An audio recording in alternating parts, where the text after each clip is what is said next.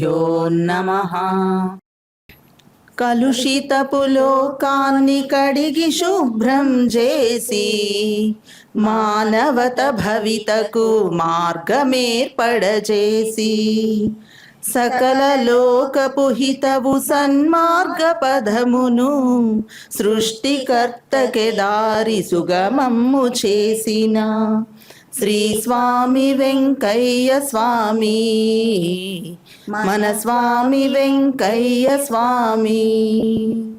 శ్రీ స్వామి వెంకయ్య స్వామి, మన స్వామి వెంకయ్య స్వామి.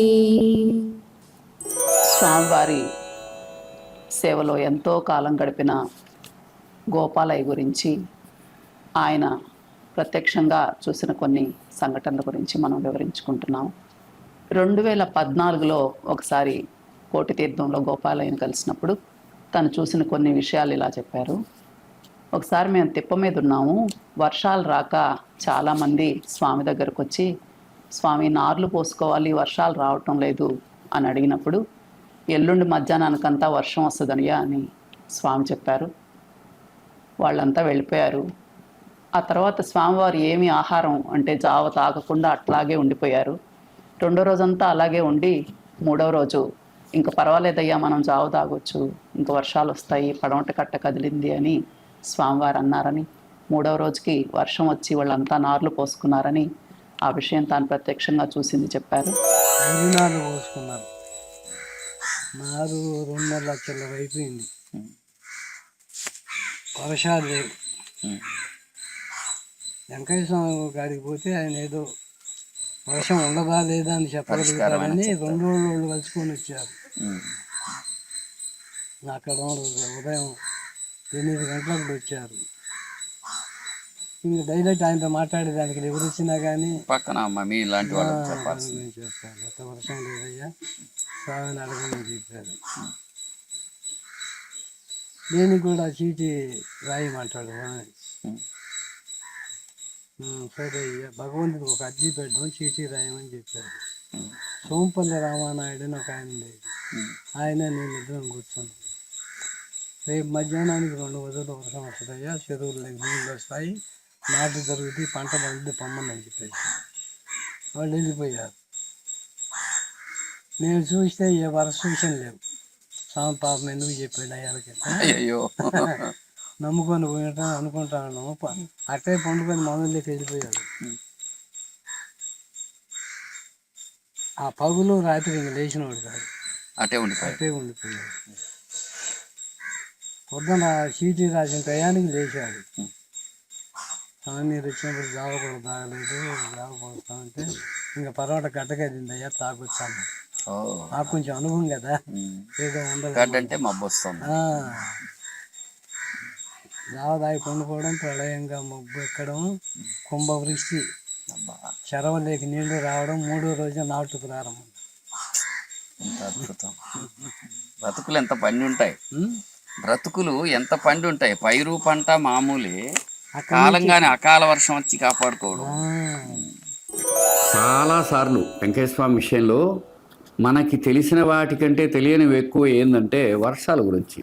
ఇది సాధారణంగా రైతులు ప్రధానమైనటువంటి వ్యవసాయ ఆధారితమైన ఏరియా నెల్లూరు జిల్లా మొత్తం కూడా, ఈ చుట్టుపక్కల కూడా. అందుకని ఎప్పుడు వర్షం వస్తుందో తెలియదు కనుక రైతులు ఎప్పుడు స్వామిని అడిగినా ఆయన గొప్ప తపోనిష్టతో ఒక మాట చెప్పి ఆ తరువాత ఆ విధంగానే వర్షం రావడం ఎన్నిసార్లు జరిగాయి. ఒకసారి కాదు, 2 సార్లు కాదు. అటువంటి ఒక ఇది ఎల్లుండి వర్షం వస్తుంది అని స్వామి చెప్పారు. ఆ వచ్చిన రైతులు వెళ్ళారు. ఆ కూడా ఉండేటువంటి భక్తులు ఏమనుకున్నారు తెలుసా? అయ్యో ఒకరోజు రాలే, 2వ రోజు కూడా రాలే, స్వామి ఏమో చెప్పారు, ఆయనేమో అట వెళ్ళారు, అయ్యో ఏమీ కనిపించలేదే అనుకున్నప్పుడు ఒక విచిత్రమైన విషయం. స్వామి పక్కనే ఉన్న వాళ్ళు స్వామి యొక్క లీలలు ఎన్ని చూచినా వాళ్ళలో ఎంతో కొంత సంశయ లేశం ఉన్నట్టు కనిపిస్తుంది మనకి. కానీ స్వామి మాత్రం తనదైన శైలిలో తాను చేసినటువంటి వాగ్దానాన్ని ఎప్పుడూ పూర్తిగా నిర్వర్తిస్తూనే ఉన్నారు. స్వామి మాట ఒక్కసారి కూడా అబద్ధం లేదు. అది అట్లాగే శిలాక్షర శాసనంగా రుజువైంది.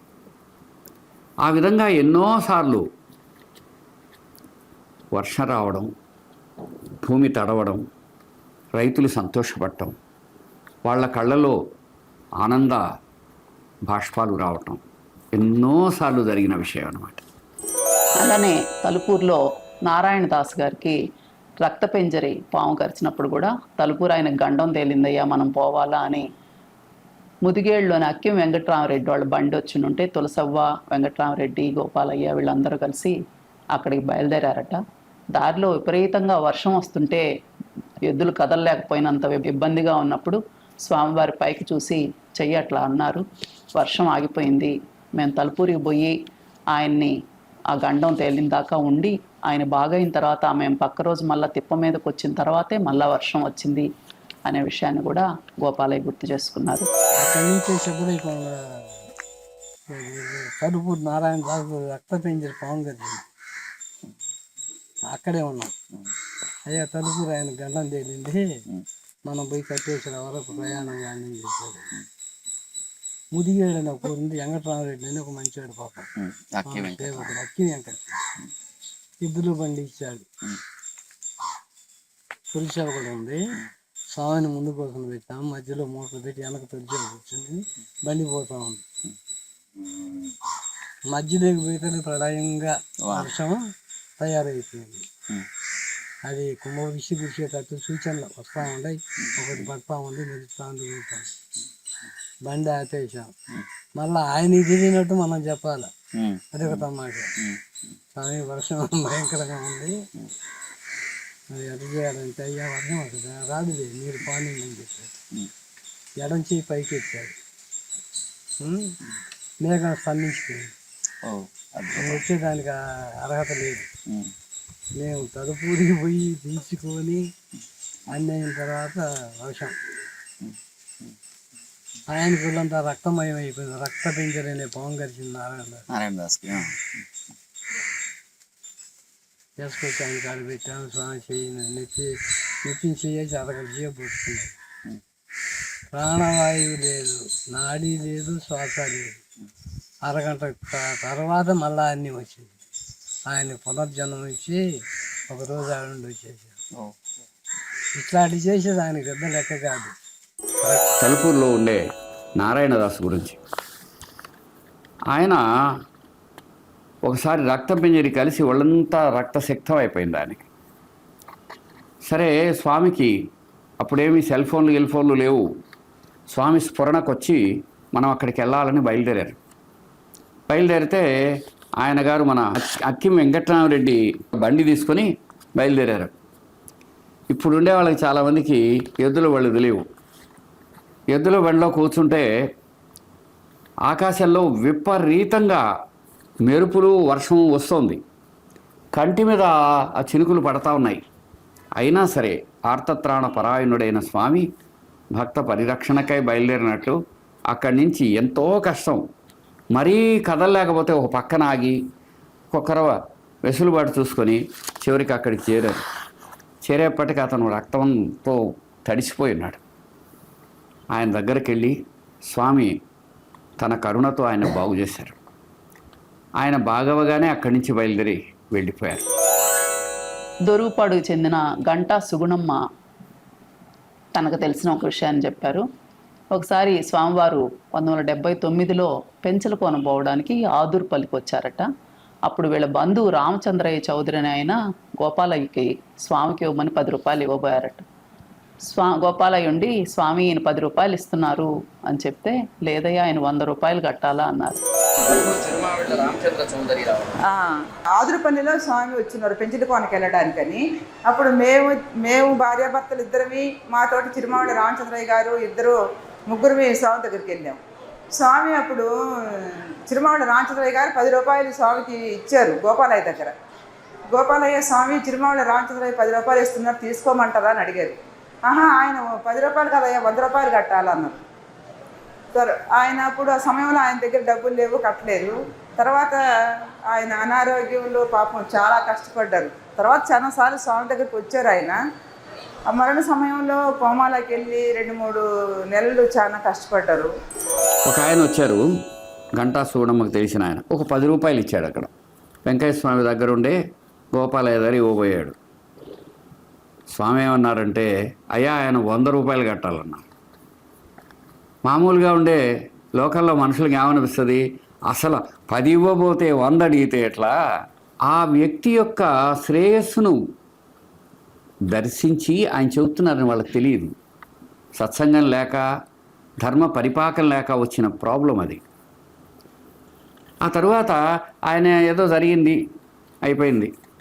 కానీ అతడు గన 100 రూపాయలు గన చెల్లించి ఉంటే ఎవరికి చెల్లిస్తారు? ఆయన వెంకయ్య స్వామి వారు నిర్వహిస్తున్నటువంటి మహాద్భుతమైన సర్వజనహితమైన యజ్ఞ కార్యక్రమానికి గన చెంది ఉంటే అతడు ఎన్నో ఇబ్బందుల్లోంచి బయటపడి ఉండేవాడు.